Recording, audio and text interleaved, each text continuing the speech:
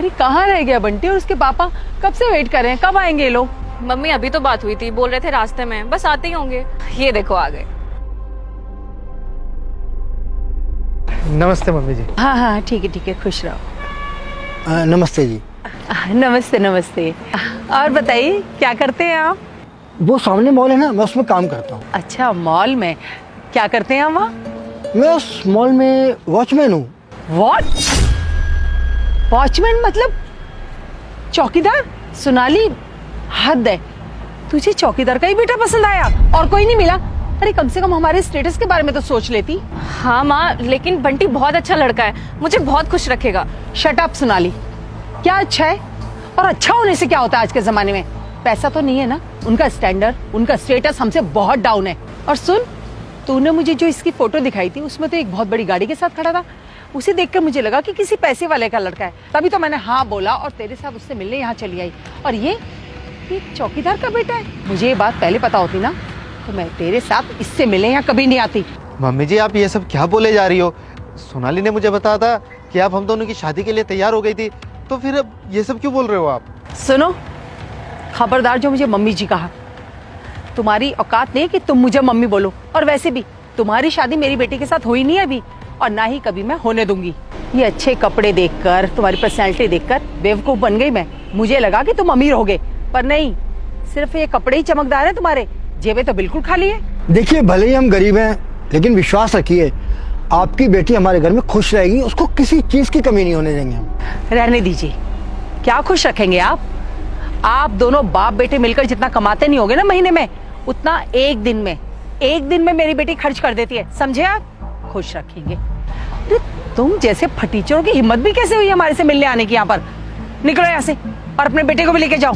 देखिए मम्मी जी, मैं कुछ भी बर्दाश्त कर सकता हूँ, लेकिन अपने पापा की बेइज्जती नहीं। हाँ, मैं आपकी बेटी से बहुत प्यार करता हूँ, लेकिन अपने पापा से बढ़कर नहीं। अरे ठीक है ना, तो कौन कह रहा है कि अपनी बेइज्जती करवाओ यहाँ खड़े होकर? निकलो यहाँ से, हमें भी तुमसे कोई रिश्ता नहीं करना। चलो सोनाली। रुकिए,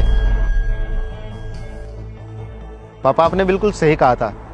अगर हम इनके सामने गरीब होने का नाटक करेंगे ना, तो इनकी असलियत हमारे सामने आ जाएगी। क्या मतलब? मतलब ये कि मैं जो सामने मॉल है उसमें वॉचमैन नहीं हूँ, उस मॉल का मालिक हूँ। तो फिर आप लोगों ने हमसे झूठ क्यों बोला? ये तो मैंने आपको जानबूझकर कहा कि मैं उस मॉल में वॉचमैन हूँ, क्योंकि मैं जानना चाहता था कि जिन लोगों से मेरा बेटा रिश्ता जोड़ना चाहता है उनकी असलियत क्या है। बस इसीलिए मैंने ड्रामा किया। हमारे पैसे को देखकर तो कई लोग हमारे बेटे से रिश्ता करने के लिए आए, लेकिन नहीं, हमने उनसे रिश्ता नहीं किया, क्योंकि हम ऐसी बहू चाहते थे जो हमारे घर को संभाल सके, जिसे हमसे प्यार हो, हमारी दौलत से नहीं। और आपकी बेटी हमें बहुत पसंद आई, क्योंकि वो हमारी धन दौलत को देखकर मेरे बेटे से शादी नहीं करना चाहती। वो प्यार करती है मेरे बेटे से, इसलिए शादी करना चाहती है। इसीलिए मुझे इस रिश्ते से कोई एतराज नहीं है। देखिए, माफ कर दीजिए, मैं अनजाने में पता नहीं आप लोगों को क्या क्या बोल गई। गलती हो गई मुझसे, और मैं वादा करती हूँ आगे से मैं कभी भी किसी के साथ इस तरह से बर्ताव नहीं करूँगी। प्लीज़ माफ़ कर दीजिए मुझे। मैं तो भूल ही गई थी कि मेरी बेटी की खुशी से बढ़कर मेरे लिए कुछ भी नहीं है, पैसा भी नहीं। जो कुछ किया है ना, और जो कुछ बोला है, वो सिर्फ मैंने बोला है। इसमें सोनाली की कोई गलती नहीं है। मैं आपसे माफ़ी मांगती हूँ। यहाँ पर जो भी कुछ हुआ ना, या जो भी कुछ कहा, वो मैंने बोला है, यकीन मानिए। इसमें मेरी बेटी की कोई गलती नहीं है। और माँ होने के नाते मैं तो यही चाहूँगी कि मेरी बेटी खुश रहे। उसकी खुशी जिसमें है, मेरे लिए तो वही चीज़ बहुत बड़ी है। प्लीज़ माफ़ कर दीजिए। अरे नहीं मम्मी जी, आप माफ़ी मत मांगिए। आपने जो सोचा अपनी बेटी की खुशियों के लिए सोचा, लेकिन आपको हक नहीं है कि आप किसी की ऐसे बेइज्जती करो। हम तो बस ये देखना चाहते थे कि सोनाली मुझसे प्यार करती है या नहीं, और अगर मुझसे कोई गलती हुई है तो माफ़ कर देना। अरे नहीं, माफ़ी तो मुझे मांगनी चाहिए, आप लोग माफ़ी मत मांगिए। देखिए, आपको माफ़ी मांगने की कोई ज़रूरत नहीं है।